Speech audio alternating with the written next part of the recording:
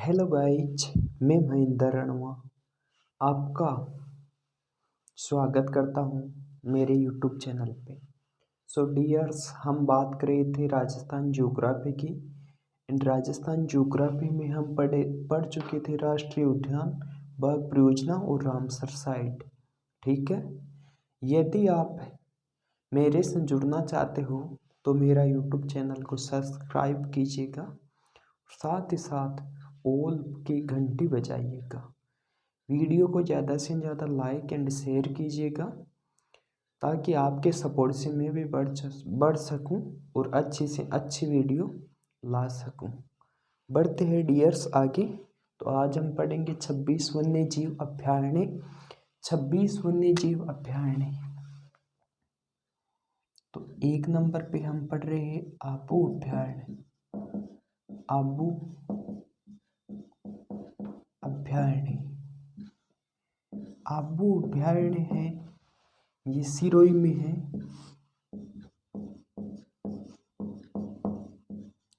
आबू अभ्यारण्य कहाँ है? सिरोही में है। राज्य का सबसे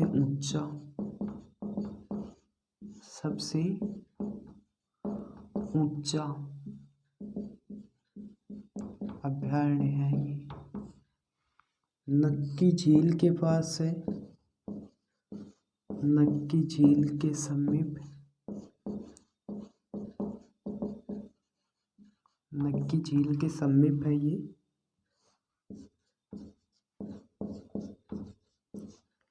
जंगली मुर्गों के लिए फेमस है ये। जंगली मुर्गों के लिए प्रसिद्ध, जंगली मुर्गों के लिए प्रसिद्ध है। यहाँ पे एक घास पाई जाती है, उस घास को हम कहते हैं अंबर ट्री, या फिर दूसरी भाषा में कहे तो आबूएनसिस। आबूएनसिस, ठीक है। इसका वैज्ञानिक नाम है, इनका वैज्ञानिक नाम है डिफिलप्टेरा। डिफिलप्टेरा इसका वैज्ञानिक नाम है। ठीक है। सो मैं आपको इम्पोर्टेंट बातें बता रहा हूँ।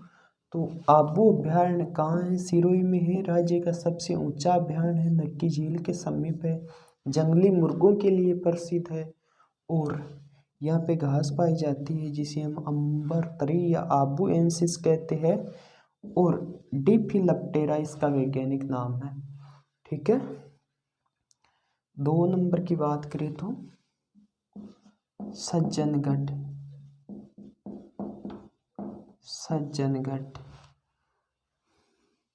अभ्यारण्य। सज्जनगढ़ अभ्यारण्य है, ये उदयपुर में है। सज्जनगढ़ अभ्यारण्य उदयपुर में है। राज्य का दूसरा सबसे छोटा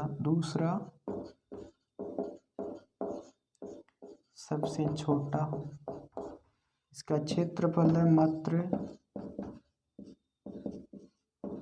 5.19 किमी स्क्वायर में है, इसका क्षेत्रफल है।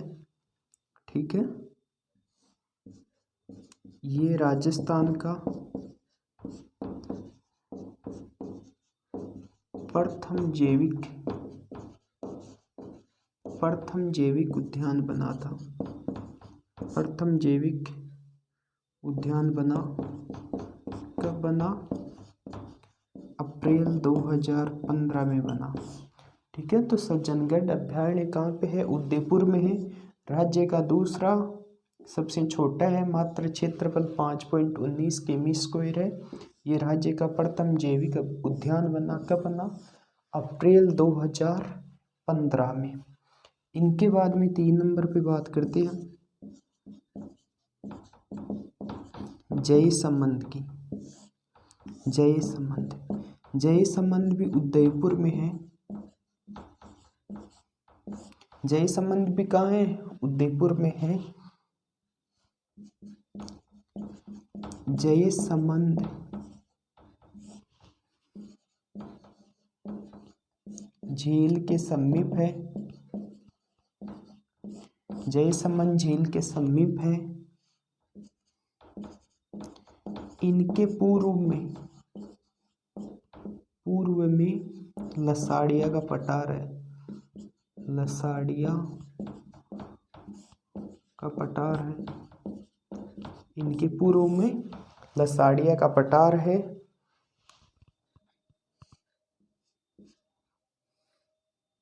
इनके पूर्व में लसाड़िया का पठार है। घने वनों से आच्छादित है ये, घने वनों से आच्छादित है,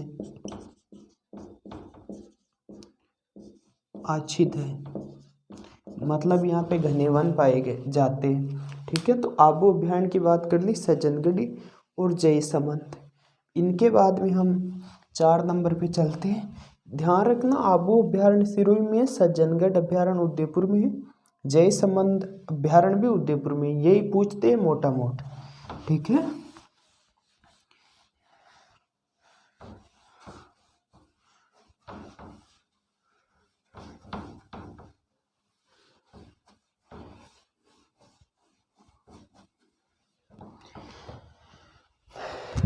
इनके बाद 4 नंबर पे है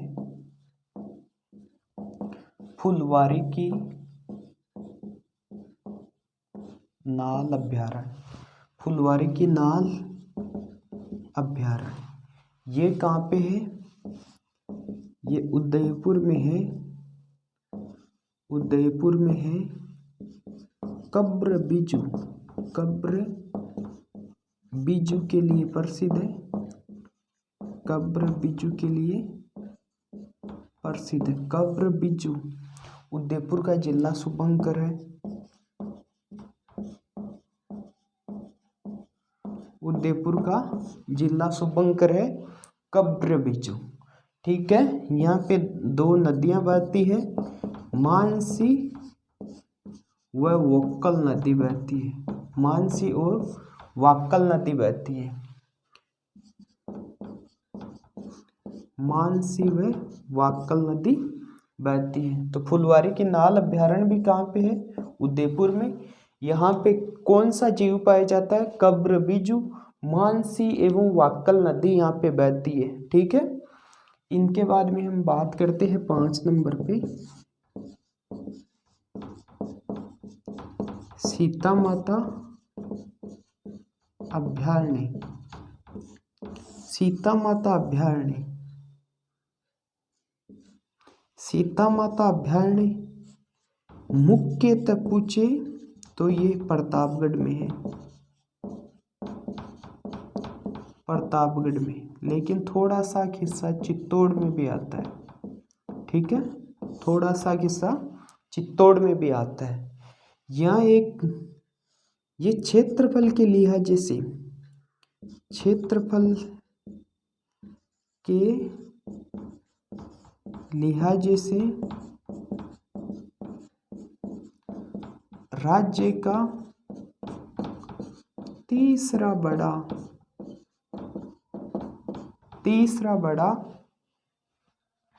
अभ्यारण्य है। ये तीसरा बड़ा अभ्यारण्य है ये क्षेत्रफल की दृष्टि से, और इसका क्षेत्रफल है 511 किमी स्क्वायर, 511 किमी स्क्वायर। मुख्यतः ये प्रतापगढ़ में है, थोड़ा सा हिस्सा इनका चित्तौड़गढ़ में भी चला जाता है। यहाँ एक नदी प्रवाहित होती है, जाखम नदी, जाखम नदी, जाखम नदी प्रवाहित होती है, और जाखम नदी है उस पे एक बांध बना है, जाखम बांध, जाखम बांध। ये 81 मीटर ऊंचा है, 81 मीटर ऊंचा है। इस लिहाजे से राजस्थान का सबसे ऊंचा बांध है, राजस्थान का सबसे ऊंचा बांध है, सबसे ऊंचा बांध है ये। ठीक है, जाखम नदी की एक सहायक नदी है, सहायक नदी, उस नदी का नाम है कमरोई नदी, कमरोई नदी। जाखम नदी की सहायक नदी है कमरोई नदी। ये इसी अभयारण्य अर्थात सीता माता अभयारण्य में जाके जाखम नदी में मिलती है। जाखम नदी पे एक जाखम बांध है जिसकी ऊंचाई 81 मीटर है। ठीक है, इसी अभयारण्य में लव कुश झरना है, लव कुश झरना, लव कुश झरना। और ये हिमालय के बाद, हिमालय के बाद यहाँ पर सर्वाधिक औषधियाँ, सर्वाधिक औषधियाँ पाई जाती है। ठीक है ना, हिमालय के बाद पाई जाती है। सीता माता अभयारण्य है, सीता माता अभयारण्य में सागवान व महुआ के पेड़ पाए जाते हैं, महुआ के पेड़ पाए जाते हैं, सर्वाधिक पाए जाते हैं ना, सागवान एंड महुआ के पेड़।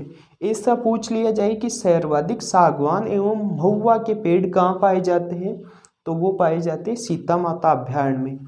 ठीक है, लेकिन यदि जिला की बात करें, जिला की बात करें तो सागवान बांसवाड़ा में पाया जाता है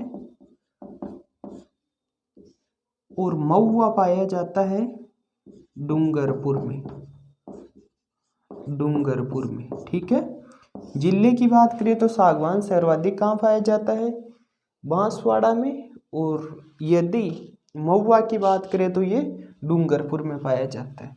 महुआ के पेड़ पे एक गिलहरी रहती है, गिलहरी का नाम है उड़न गिलहरी, उड़न गिलहरी। ठीक है, उड़न गिलहरी कौन से राष्ट्रीय, कौन से अभयारण्य में पाई जाती है, तो फुलवारी की, सॉरी, सीता माता अभयारण्य में पाई जाती है। ठीक है, उड़न गिलहरी। और उड़न गिलहरी प्रतापगढ़ की क्या है, जिला शुभंकर है, जिला शुभंकर। ठीक है, आई होप आपको ये बातें समझ में आई होगी। फुलवारी की नाल अभयारण्य उदयपुर में है, कब्र बिज्जू के लिए प्रसिद्ध है, मानसी एवं वाक्कल नदी बहती है, और कब्र बिज्जू है वो उदयपुर का जिला शुभंकर है। बाद में हमने बात की सीता माता अभयारण्य, मुख्यतः ये प्रतापगढ़ में है, थोड़ा सा हिस्सा इसका चित्तौड़गढ़ में भी चला जाता है। क्षेत्रफल के लिए जैसे राजस्थान का तीसरा बड़ा अभयारण्य है जिसका क्षेत्रफल है 511 किमी स्क्वायर। यहाँ नदी बहती है जाखम, जाखम नदी पे बांध है, जाखम बांध, वो 81 मीटर स्क्वायर, 81 मीटर ऊंचा है, इसलिए जैसे वह राजस्थान का सबसे ऊंचा बांध है। और उनकी जाखम नदी की एक सहायक नदी है कमरोई नदी। ठीक है, और यहाँ पे लव कुश झरना भी है, और यहाँ पे सर्वाधिक जड़ी बूटियाँ पाई जाती है इस सीता माता अभयारण्य में। ठीक है, और यहाँ पे सागवान एवं महुआ के पेड़ पाए जाते हैं सर्वाधिक। यदि जिले की बात करें तो सागवान के सबसे ज़्यादा पेड़ पाए जाएंगे बांसवाड़ा में, और यदि महुआ की बात करें तो वो डूंगरपुर में, और महुआ के पेड़ पे उड़न गिलहरी पाई जाती है। ये क्वेश्चन काफ़ी बार पूछा गया है कि उड़न गिलहरी कौन से अभयारण्य में पाई जाती है, तो वो है सीता माता अभयारण्य। आगे की ओर बढ़ते हैं, 5 हो गए, 26 है ये।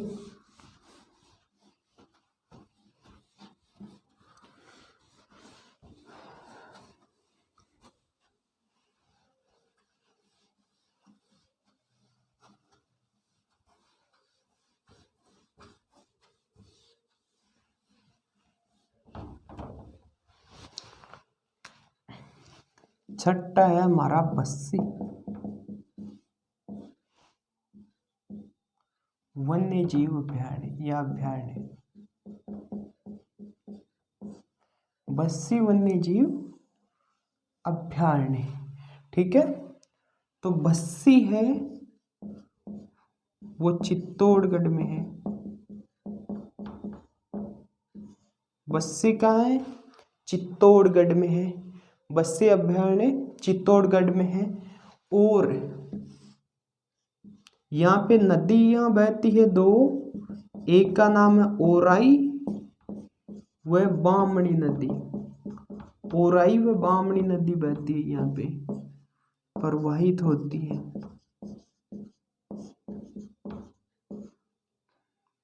प्रवाहित होती है कौन सी? ओराई एवं बामणी। बस्सी अभयारण्य कहाँ पे है? चित्तौड़ में है बस्सी अभयारण्य। इनके बाद में 7 नंबर पे देखते हैं भेंसरोडगढ़ अभयारण्य। भेंसरोडगढ़ अभयारण्य, ठीक है। भेंसरोडगढ़ अभयारण्य भी चित्तौड़ में है।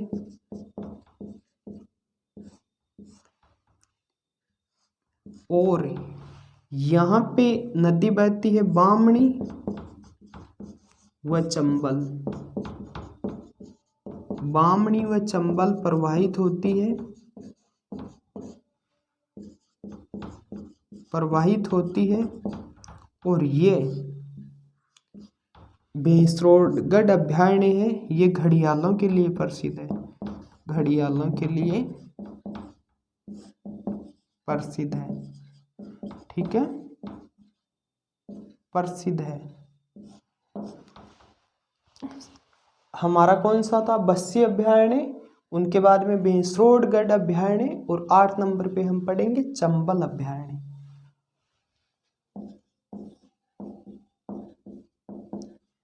चंबल अभयारण्य।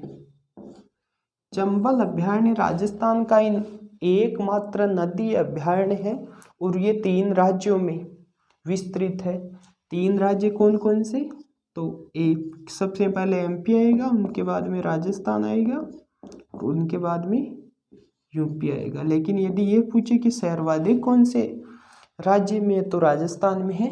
राजस्थान में भी जिलों की बात करें तो सबसे पहले आएगा चित्तौड़। चित्तौड़ के बाद में आएगा कोटा। कोटा के बाद में आएगा सवाई माधोपुर। सवाई माधोपुर। सवाई माधोपुर के बाद में आएगा करौली। करौली के बाद में आएगा धौलपुर, ठीक है। ये जिलों की बात है। और चंबल अभयारण्य है, ये राजस्थान का एकमात्र नदी अभयारण्य है। नदी अभयारण्य है, ठीक है, एकमात्र नदी अभयारण्य है। और घड़ियालों के लिए प्रसिद्ध है। घड़ियालों के लिए प्रसिद्ध है ये। घड़ियालों के लिए कौन सा अभयारण्य प्रसिद्ध है? चंबल और भेंसरोडगढ़, ठीक है। तो हमने बस्सी अभयारण्य की बात की, चित्तौड़ में है। भेंसरोडगढ़ भी चित्तौड़ में है। और चंबल अभयारण्य भी चित्तौड़ से स्टार्ट होता है और लास्ट में धौलपुर में जाके यूपी में चंबल नदी मिल जाती है, ठीक है। आई होप आपको ये बातें समझ में आ रही होगी। इनके बाद में हम बात करते हैं 9 नंबर। 9 नंबर है शेरगढ़ अभयारण्य। शेरगढ़ अभयारण्य। शेरगढ़ अभयारण्य है, जिला पूछे तो 12, ठीक है। यहाँ पे एक नदी बहती है परवन नदी। परवन नदी। इनको भी शेरगढ़ अभयारण्य को सांपों की स्थली कहा जाता है। सांपों की स्थली कहा जाता है। मतलब यहाँ पे सबसे ज्यादा यदि कौन से कोई अभयारण्य में सांप पाए जाते हैं तो वो शेरगढ़ अभयारण्य है, ठीक है। आगे बढ़ते हैं।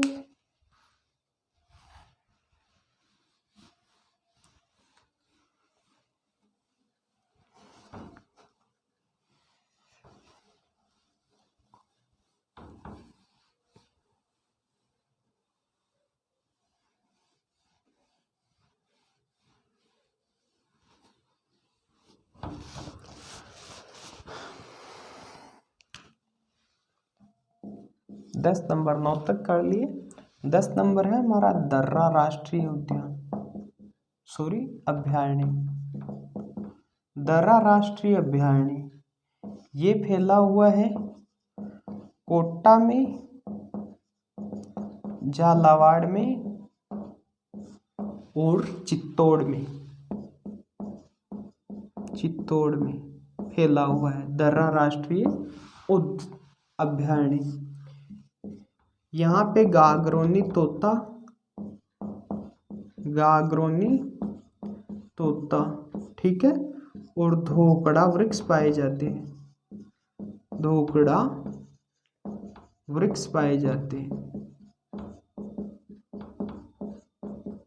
ठीक है। और मतलब दर्रा का ही भाग कौन सा है? मुकुंदरा हिल्स नेशनल पार्क किसका भाग है? नेशनल पार्क इसी का भाग है, ठीक है। दर्रा अभयारण्य का है कोटा में सर्वाधिक, बाद में झालावाड़, उनके बाद में चित्तौड़। गागरोनी तोता पाया जाता है, धोकड़ा वृक्ष पाए जाते हैं और मुकुंदरा हिल्स नेशनल पार्क है, ठीक है। इनके बाद में 11 नंबर है स्वाभिमान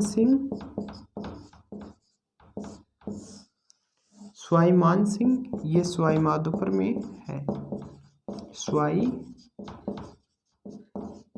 माधोपुर, ठीक है। इनकी कोई ज़्यादा विशेषता नहीं है, यहाँ पे मतलब संघन वन पाए जाते हैं और पक्षियों की ज़्यादा चहचहाट सुनने को मिलेगी आपको, ठीक है। इनके बाद में 12 नंबर पे है केला देवी राष्ट्रीय उद्यान, केला देवी अभयारण्य, केला देवी अभयारण्य कहाँ है? करौली में। केला देवी अभयारण्य कहाँ है? करौली में। इस अभयारण्य में केला देवी का मंदिर है,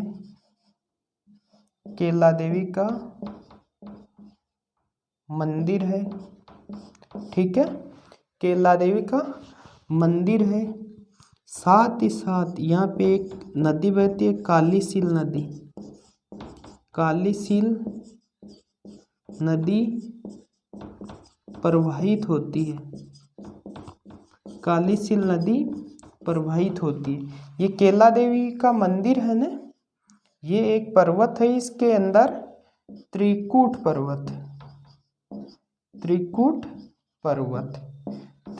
पर्वत करौली में है। यदि ये पूछ लिया जाए त्रिकूट पहाड़ियाँ कहाँ है, तो त्रिकूट पहाड़ियाँ जैसलमेर में है। त्रिकूट पर्वत के ऊपर केला देवी का मंदिर है, करौली में है, कालीसील नदी यहाँ प्रवाहित होती है, केला देवी अभयारण्य, ठीक है। इनके बाद में हम बात कर लेते हैं, कितने हो गए? 12, 13, 14, 15। रामसागर, ठीक है। रामसागर वन विहार,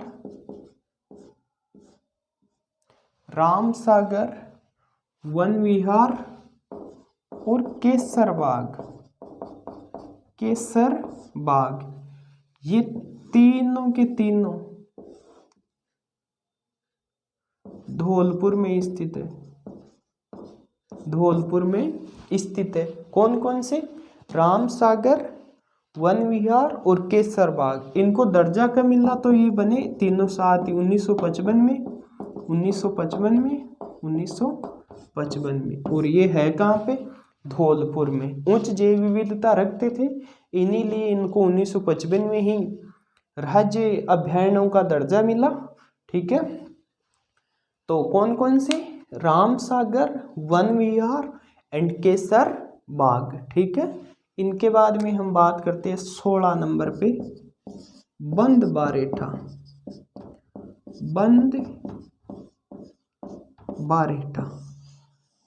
बारेटा अभयारण्य है, ये है भरतपुर में, केवलादेव राष्ट्रीय गणा पक्षी विहार भी कहाँ है? भरतपुर में। बंद बारेटा भी कहाँ है? भरतपुर में। इसका बंद बारेटा क्यों पड़ा?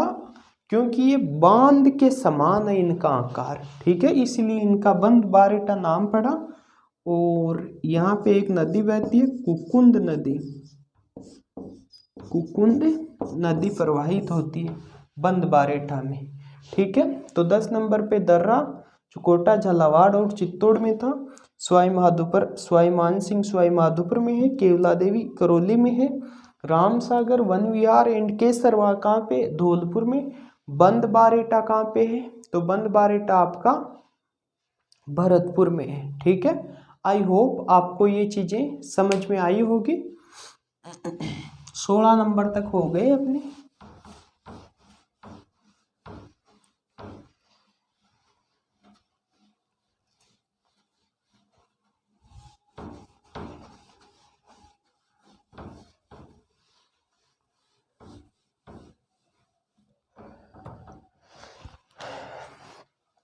सत्रह नंबर है सरिस्का। सरिस्का अभयारण्य भी है एंड टाइगर प्रोजेक्ट भी है, ठीक है। अभयारण्य का यदि इनका बात करें अभयारण्य की, तो इनमें हरे कबूतर पाए जाते। ये है कहाँ पे? तो ये है अलवर में। अलवर में हरे कबूतरों के लिए प्रसिद्ध है। ये हरे कबूतरों के लिए प्रसिद्ध है। यहाँ पे सर्वाधिक मोर पाए जाते हैं। सर्वाधिक मोर पाए जाते हैं,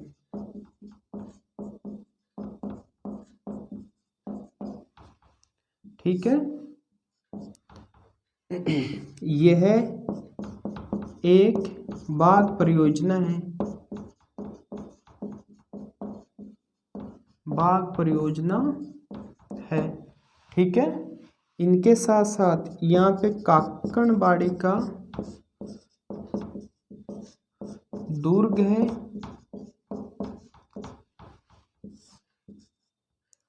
भानगढ़, बाला किला, भानगढ़, बाला किला और अलवर का किला। अलवर का किला भी यहाँ स्थित है, ठीक है। केरोच का पठार है यहाँ पे। केरोच का पठार है। अधिपादप बहुत मिलते हैं यहाँ पे। अधिपादप सर्वाधिक मिलेंगे। अधिपादप किसे कहेंगे? जो पेड़ के ऊपर पेड़ उग जाए और साथ ही साथ जो लताएं होती है वो आपस में गूंथ जाए ना, उन्हें हम क्या कहेंगे? उन्हें हम अधिपादप कहेंगे, ठीक है। 17वां हो गया। 18वां हमारा है सरिस्का ए। सरिस्का ए राजस्थान का सबसे छोटा अभयारण्य। राजस्थान का सबसे छोटा अभयारण्य। क्षेत्रफल कितना है? तो क्षेत्रफल है मात्र 3.01 किमी स्क्वायर, ठीक है। 3.0 किमी 1 स्क्वायर। और ये अलग कब हुआ? तो 20 जून 2012 को सरिस्का से अलग हुआ। सरिस्का से अलग हुआ 20 जून 2012 को सरिस्का से ये अलग हुआ। सरिस्का है राजस्थान का सबसे छोटा अभयारण्य है। क्षेत्रफल मात्र 3.01 किमी स्क्वायर है। सरिस्का है कहाँ है? अलवर में।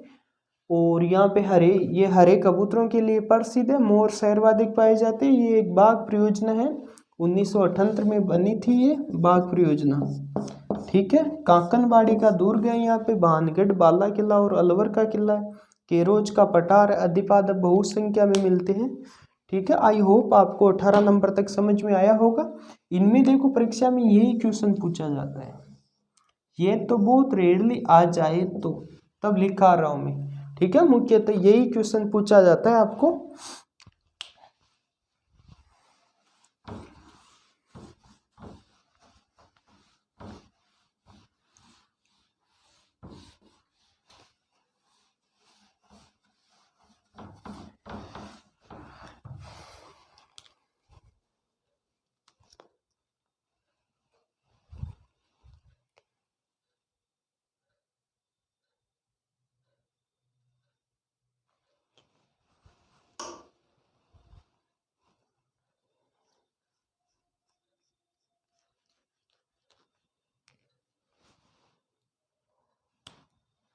अब हम पढ़ेंगे 19 नंबर। 19 में हम पढ़ेंगे नाहरगढ़। नाहरगढ़ अभयारण्य। नाहरगढ़ अभयारण्य का है तो नाहरगढ़ अभयारण्य है जयपुर में। ठीक है, जयपुर में नाहरगढ़ अभयारण्य है। ये चिंकारा के लिए प्रसिद्ध है। चिंकारा यहाँ सर्वाधिक पाया जाता है, तो चिंकारों के लिए प्रसिद्ध।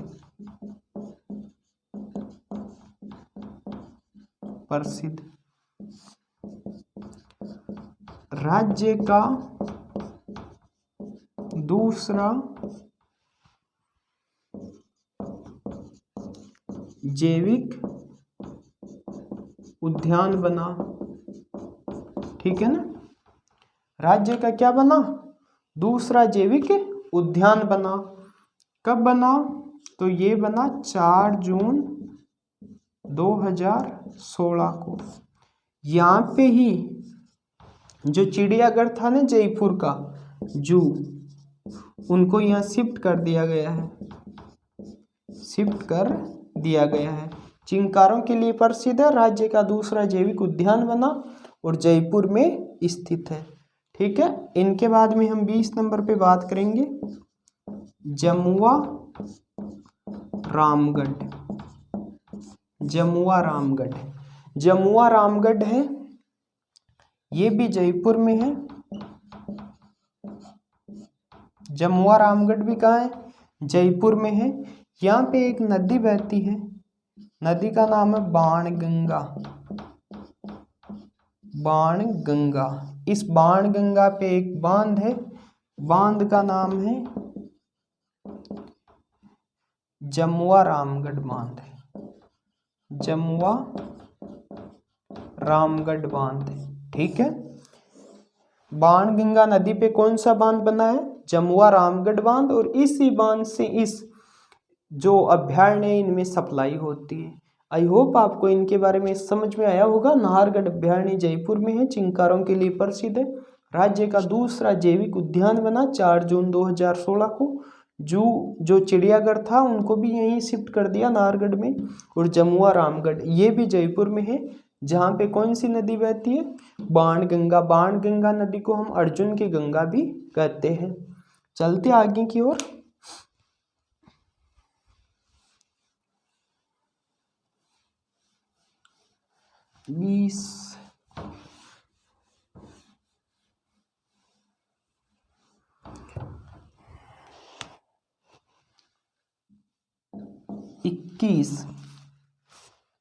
इक्कीस है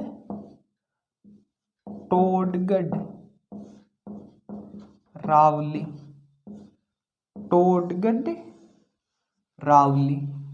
ये अभयारण्य का है तो ये 3 जिलों की सीमाओं पे है। अजमेर में क्या है? ये सर्वाधिक है, पाली और राजसमंद में है। ये भी उच्च जैव विविधता रखता है। यहाँ पे जो तेंदुए वगैरह है उनको बचाने के लिए यहाँ पे कार्यक्रम चल रहे हैं। उनसे संबंधित एक परियोजना भी स्टार्ट हो चुकी है इस अभयारण्य में। ठीक है, जो इस साल जो बजट पारित हुआ उसमें इस अभ्यारण्य के बारे में बताया गया। और सबसे ज़्यादा ये कौन से जिले में है? अजमेर में। इनके बाद में 22वें पे पढ़ते हैं हम कुंभलगढ़।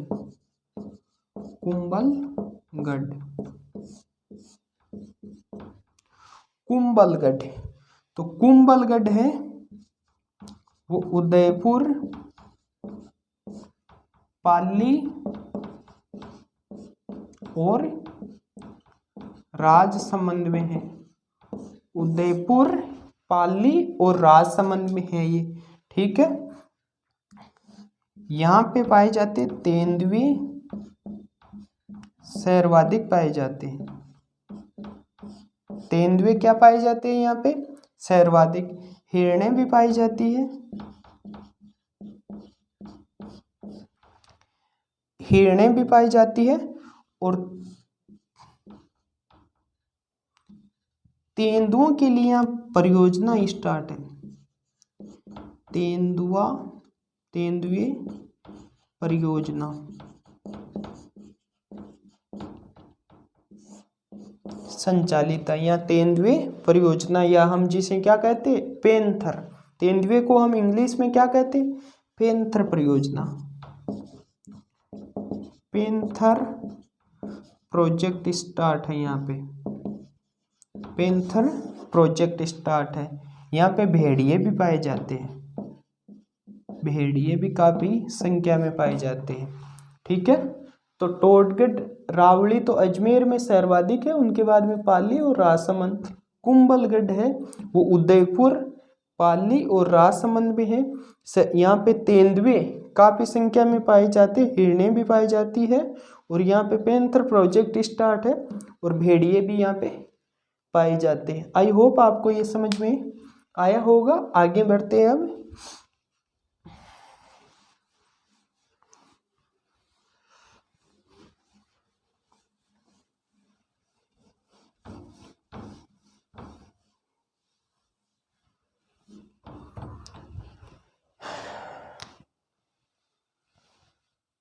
कितने हो गए? 23 या 22। अब हम पढ़ेंगे, 22 हो गए है ना, मरु उद्यान के बारे में। मरु उद्यान, मरु राष्ट्रीय उद्यान, ये अभयारण्य है जो जैसलमेर व बाड़मेर में पाया जाता है। जैसलमेर व बाड़मेर में स्थित है।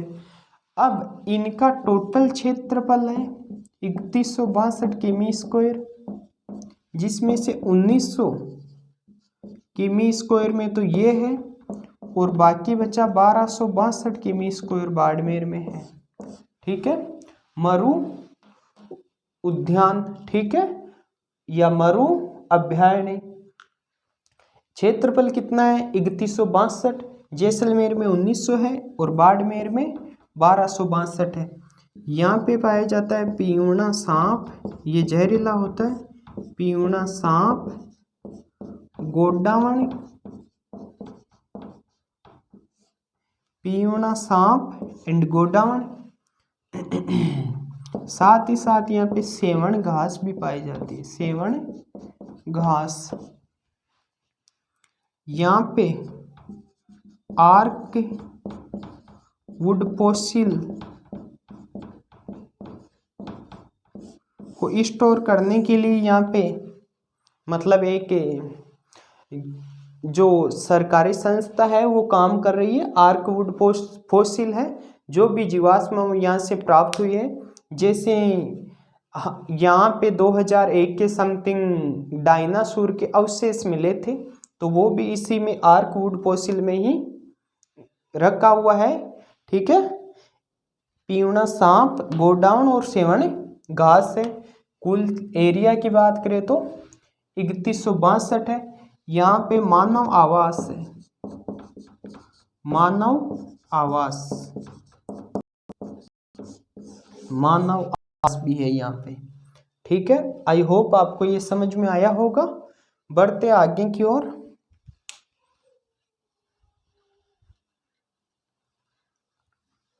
आर्क फॉसिल वुड, ठीक है, आर्क फॉसिल वुड।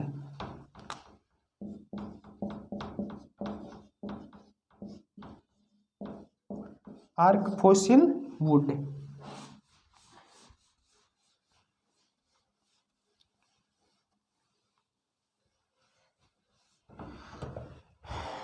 तेईस के बाद में 24 जवार सागर अभयारण्य, जवार सागर अभयारण्य यह है कोटा में। किसके लिए प्रसिद्ध है? तो घड़ियालों के लिए प्रसिद्ध है, घड़ियालों के लिए प्रसिद्ध है, घड़ियालों के लिए प्रसिद्ध है। जवार सागर अभयारण्य कहाँ स्थित है? कोटा में। 25 नंबर आता है हमारा रामगढ़ विषधारी अभयारण्य। अब ये एक टाइगर प्रोजेक्ट बन चुका है, ठीक है, 5 जुलाई 2021 को। तो ये है एक टाइगर परियोजना है, टाइगर परियोजना है, यह एक टाइगर परियोजना है। रामगढ़ विषधारी अभयारण्य है। इनको टाइगर प्रोजेक्ट का दर्जा कब दिया गया? तो 2021 में। इनको वन्य जीव अभयारण्य का दर्जा कब दिया गया? वन्य जीव अभयारण्य का दर्जा तो इनको दिया गया 1982 में। ठीक है, इनके बाद भी यदि इनकी बात करें तो इन्हें बाघों का जच्चा बच्चा कहा जाता है, बाघों का जच्चा बच्चा कहा जाता है, बाघों का जच्चा बच्चा कहा जाता है। यह सांपों के लिए प्रसिद्ध है, सांप पाए जाते हैं इसमें ना, सांपों के लिए प्रसिद्ध है ये अभयारण्य, सांपों के लिए प्रसिद्ध। 25 हो गए, लास्ट बच्चा है हमारा 26 नंबर, वो है ताल छापर, ताल छापर अभयारण्य। ताल छापर अभयारण्य कहाँ स्थित है? तो ये है चूरू में। ये क्यों प्रसिद्ध है? काला हिरणों के कारण, काला हिरणों के कारण ये प्रसिद्ध है। ठीक है, इसमें एक घास पाई जाती है माचिया घास, माचिया घास, ये काला हिरण इसे ही खाते हैं। और ये राज्य का तीसरा सबसे छोटा, तीसरा सबसे छोटा अभयारण्य है और 7.19 किमी स्क्वायर में ये फैला हुआ है। ठीक है, ताल छापर अभयारण्य चूरू में है, काला हिरणों के लिए प्रसिद्ध है। यहाँ पे माचिया घास पाई जाती है, ये काला हिरण इसे ही खाते। राज्य का तीसरा सबसे छोटा अभयारण्य हमारा ताल छापर है। रामगढ़ विषधारी के बारे में हम पहले भी पढ़ चुके हैं कि ये एक टाइगर प्रोजेक्ट है, 2021 में इनको टाइगर प्रोजेक्ट का दर्जा मिला।